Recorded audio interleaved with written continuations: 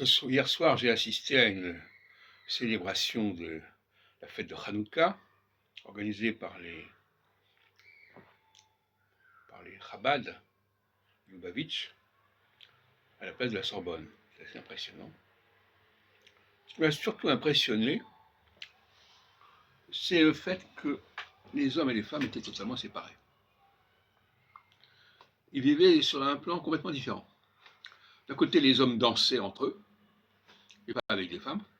De l'autre côté, il y a des femmes qui étaient là à l'arrière, qui faisaient un peu de tapisserie, jalousie.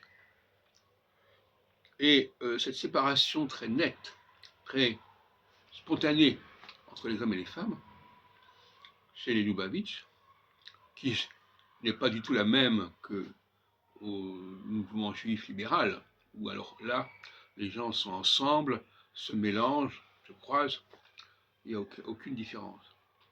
Eh bien, évidemment, parce que le spectacle auquel j'ai assisté à la Sorbonne, à la place de la Sorbonne, devant la chapelle, était beaucoup plus marquant que celui auquel j'assiste souvent à Beaugrenelle. Et ça me renvoie à mes réflexions actuelles là-dessus, sur le problème de Adam. Adam, dans le premier chapitre, est mâle et femelle. Il n'a pas besoin de femme. C'est pour ça que dans le chapitre 2, on dit « Ah, oui, c'est curieux qu'Adam soit isolé, il lui faudrait une femme. » Il faudrait qu'on lui... Et en plus là, encore, il faudrait qu'on extrait une femme. On ne va pas chercher une femme à l'extérieur, on va sortir une femme d'Adam.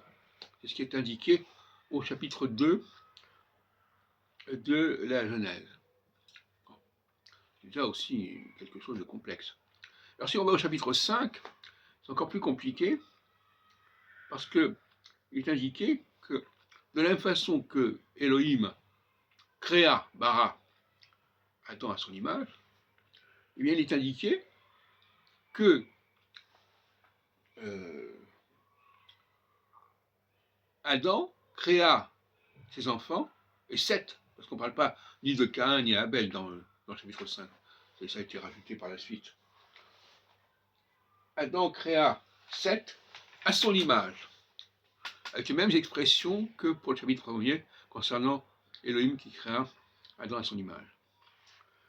Ce qui veut dire que ça n'est pas le processus de reproduction normal, auquel on est habitué, si on peut dire. Processus d'ailleurs de reproduction animale, quelque chose comme ça. Et il y a une autre façon de se reproduire que par l'animalité du sexe et de la rencontre avec le féminin, la femme. Je ne sais pas ce que c'est d'ailleurs, on va dire, j'en sais rien. Mais apparemment ça existe, ça doit exister. Vous savez, dans le domaine de l'astrologie, il y a beaucoup de choses dont on ne comprend pas très bien le processus et qu'on constate.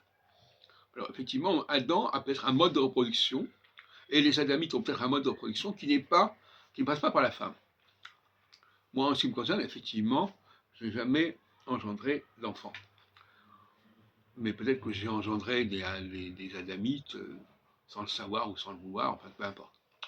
Donc voilà, c'est un spectacle qui m'a beaucoup impressionné, de ces hommes qui dansaient entre eux, qui faisaient des tas de choses entre eux.